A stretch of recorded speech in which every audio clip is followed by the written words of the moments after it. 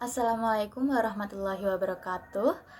Kami dari kelompok 7 akan mempresentasikan hasil diskusi kelompok kami dengan judul Peradaban pada Masa Abbasiyah. Saya Siwi Apri Astuti dan terdapat 3 teman yang lainnya, yaitu Alia Hanifah, NIM 1961210444, Alfia Lestari, NIM 1961210445, saya sendiri Siwi Apri Astuti, NIM 1961210446, dan Salma Hamidah Siti Pramesti, NIM 1961211050.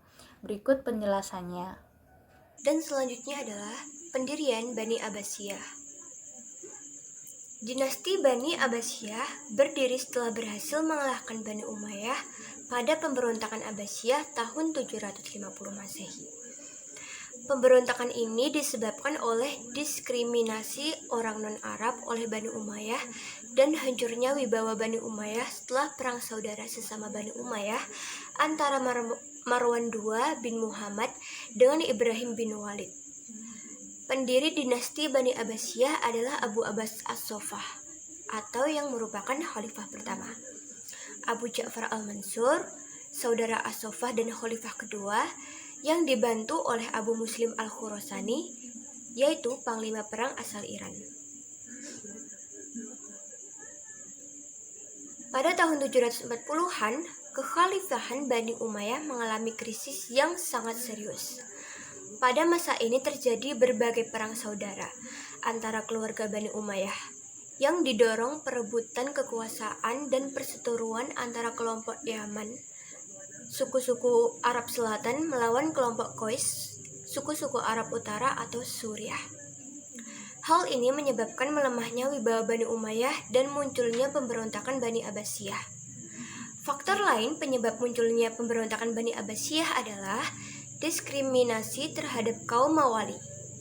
Mawali adalah golongan pada masa dinasti Umayyah yang terdiri dari orang-orang non-Arab yang baru masuk Islam. Diskriminasi pada masa dinasti Umayyah yang dialami Mawali antara lain adalah tidak bisa memegang jabatan tinggi, dipandang rendah secara sosial, dan harus membayar jizyah meski sudah Islam. Kekecewaan mereka ini merupakan salah satu faktor mereka mendukung pemberontakan Bani Abbasiyah. Pemberontakan Bani Abbasiyah pertama diluncurkan oleh pemimpin Bani Abbasiyah, yaitu Abu Abbas As-Saffah, saudaranya Abu Ja'far Al-Mansur dan panglima perang keturunan Iran Abu Muslim Al-Khurasani. Pemberontakan ini berhasil mengalahkan pasukan Umayyah di pertempuran Sungai Zab pada 16 Januari 750 Masehi. Dan setelah menang, Bani Abbasiyah menggantikan Bani Umayyah. Abu Ja'far Al-Mansur menjadi khalifah kedua setelah meninggalnya Abu Abbas As-Saffah dan kemudian memindahkan ibu kota ke kota Baghdad. Di sini saya akan menjelaskan mengenai kemajuan Bani Abbasiyah. Bani Abbasiyah atau Kekhalifahan Abbasiyah adalah kekhalifahan kedua Islam setelah masa Khulafaur Rasyidin. Bani Abbasiyah berkuasa mulai tahun 750 Masehi sampai 1258 Masehi setelah merebut kekuasaan dari Bani Umayyah dan menundukkan semua wilayahnya kecuali Andalusia. Nama Abbasiyah merujuk pada keturunan dari paman Nabi Muhammad SAW yang termuda, yaitu Abbas bin Abdul Muthalib, sehingga mereka juga termasuk ke dalam Bani Hashim. Bani Abbasiyah mencapai puncak kejayaannya pada masa pemerintahan Sultan Harun al-Rasyid dan putranya Al-Makmum. Pada masa Harun al-Rasyid, Baghdad mulai menjadi pusat peradaban dunia dengan tingkat kemakmuran dan peran internasional yang luar biasa. Sedangkan kemajuan keilmuan di Baghdad mencapai puncaknya pada Al-Makmum dengan didirikannya Baitul Hikmah sebagai pusat perpustakaan dan kajian keilmuan. Kemajuan Islam pada masa Bani Abbasiyah dapat diuraikan sebagai berikut. 1. Kemajuan dalam bidang sosial budaya. Dalam bidang sosial budaya, dinasti Abbasiyah mampu mempercantik seni bangunan dan arsitektur, baik untuk bangunan istana, masjid, bangunan kota, dan lain sebagainya. Contohnya seperti pada istana Khosrul Zahabi dan Khosrul Khuldi, sementara bangunan kota seperti bangunan kota Baghdad, Samara, dan lain-lainnya. Kemajuan juga terjadi pada bidang sastra, bahasa, dan seni musik dengan munculnya sastrawan dan budayawan terkenal seperti Abu Nawas, Abu Attahiyah, Al-Mutanabi, Abdullah bin Muqaffa, dan lain-lainnya. Dan munculnya tokoh terkenal dalam bidang musik seperti Yunus bin Sulaiman, Khalil bin Ahmad, pencipta teori musik Islam, Al-Farabi, dan lain-lainnya. Selain itu, kemajuan juga terlihat dalam bidang pendidikan dengan didirikannya lembaga-lembaga pendidikan mulai dari tingkat dasar hingga tingkat tinggi. 2. Kemajuan dalam bidang politik dan militer. Agar semua kebijakan militer terkoordinasi dan berjalan dengan baik, maka pemerintah dinasti Abbasiyah membentuk Departemen Pertahanan dan Keamanan yang disebut Diwanul Jundi, yang mengatur semua yang berkaitan dengan kemiliteran dan pertahanan keamanan. 3. Kemajuan dalam bidang ilmu pengetahuan. Kemajuan dalam ilmu pengetahuan merupakan berkah dari kebijakan politik Bani Abbasiyah terhadap masyarakat non-Arab yang memiliki tradisi intelektual dan budaya riset yang sudah lama melingkupi kehidupan mereka. Mereka diberikan fasilitas berupa materi atau finansial dan tempat untuk terus melakukan berbagai kajian ilmu pengetahuan melalui bahan-bahan rujukan yang pernah ditulis atau dikaji oleh masyarakat sebelumnya. Dari kebijakan ini, muncullah banyak ahli dalam ilmu pengetahuan seperti filsafat, sejarah, ilmu bumi, astronomi, kedokteran, dan lainnya. Ilmuwan terkenal di Bani Abbasiyah diantaranya Ibnu Sina, Ar-Razi, Al-Khawarizmi, Wafiq Al-Andalusi, Al-Batani, Muhammad bin Ishaq, Abu Nasr Al-Farabi, Al-Kindidan, dan lain-lain. 4. Kemajuan dalam ilmu agama Islam. Kemajuan dalam ilmu agama terkait erat dengan peran serta para ulama dan pemerintah yang memberi dukungan kuat, baik dukungan moral, material, dan finansial kepada para ulama.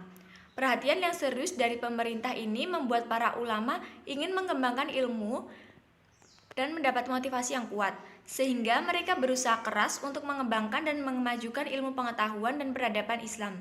Di antaranya, ilmu pengetahuan agama Islam yang berkembang dan maju adalah ilmu hadis, ilmu tafsir, ilmu fikih, dan tasawuf dengan ulama-ulama terkenal seperti Imam Abu Hanifah, Imam Malik, Imam Syafi'i, Imam Ahmad bin Hambal, Imam Bukhari, Imam Muslim, Ibnu Majah, Abu Daud, At-Tirmizi, Imam Ghazali, dan lain-lain. Terakhir adalah tentang kemunduran dinasti Abbasiyah. Banyak para ahli sejarah mengungkapkan teori-teori mereka mengenai faktor-faktor kemunduran dinasti Abbasiyah. Salah satunya adalah Badri Yatim. Menurut Badri Yatim, penyebab kemunduran dinasti Abbasiyah ada dua faktor, yakni faktor internal dan faktor eksternal. Faktor internal terdiri dari 4 faktor, yaitu yang pertama, Khalifah Bani Abbasiyah yang bersekutu dengan orang-orang Persia. Persekutuan dilatar belakangi oleh persamaan nasib kedua golongan itu. Pada masa Bani Umayyah berkuasa, keduanya sama-sama tertindas. Setelah dinasti Abbasiyah berdiri, Bani Abbasiyah tetap mempertahankan persekutuan itu. Pada masa ini, persaingan antar bangsa untuk mendominasi kekuasaan sudah dirasakan sejak awal berdirinya dinasti Abbasiyah. Kedua, Khalifah Abbasiyah juga mengalami kemunduran di bidang 4 ekonomi bersamaan dengan kemunduran di bidang politik. Pada periode pertama, pemerintahan dinasti Abbasiyah merupakan pemerintahan yang kaya. Dana yang masuk lebih besar daripada yang keluar, sehingga Baitul Mal penuh dengan harta. Setelah Khalifah mengalami kemunduran, pendapatan negara menurun dan dengan demikian terjadi kemerosotan ekonomi. Ketiga, fanatisme keagamaan berkaitan erat dengan persoalan kebangsaan. Pada masa Abbasiyah, konflik keagamaan menjadi isu sentral, sehingga mengakibatkan terjadi perpecahan. Berbagai aliran keagamaan seperti Mu'tazilah, Syiah, Ahlul Sunnah, dan kelompok-kelompok lainnya yang menjadikan pemerintah Abbasiyah mengalami kesulitan untuk mempersatukan berbagai faham keagamaan yang ada. Sedangkan faktor eksternal yang menyebabkan Khalifah Abbasiyah lemah dan akhirnya hancur yaitu ancaman dari luar. Yang pertama, terjadinya perang salib. Perang salib ini terjadi pada tahun 1095 Masehi saat Paus Urbanus II berseru kepada umat Kristen di Eropa untuk melakukan perang suci untuk memperoleh kembali keleluasaan berziarah di Baitul Maqdis yang dikuasai oleh penguasa Seljuk, serta menghambat pengaruh dan invasi dari tentara Muslim atas wilayah Kristen. Perang salib yang berlangsung beberapa gelombang banyak menelan korban. Konsentrasi dan perhatian pemerintah Abbasiyah terpecah belah untuk menghadapi tentara salib, sehingga memunculkan kelemahan-kelemahan. Walaupun umat Islam berhasil mempertahankan daerah-daerahnya dari tentara salib, namun kerugian yang mereka derita banyak sekali, karena peperangan itu terjadi di wilayahnya. Kerugian-kerugian ini mengakibatkan kekuatan politik umat Islam menjadi lemah. Dalam kondisi demikian, mereka bukan menjadi bersatu, tetapi malah terpecah belah.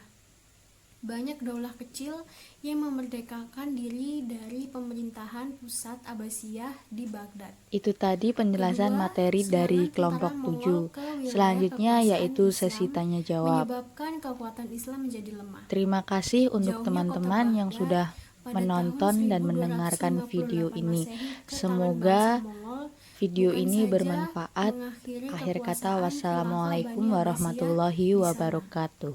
tetapi juga merupakan awal dari masa kemunduran politik dan peradaban Islam. Karena Baghdad sebagai pusat kebudayaan dan peradaban Islam yang sangat kaya dengan khasanah ilmu pengetahuan itu ikut pula lenyap oleh pasukan Mongol yang dipimpin Hulagu Khan tersebut. Itu tadi penjelasan materi dari kelompok 7. Selanjutnya yaitu sesi tanya jawab. Terima kasih untuk teman-teman yang sudah menonton dan mendengarkan video ini. Semoga video ini bermanfaat. Akhir kata, wassalamualaikum warahmatullahi wabarakatuh.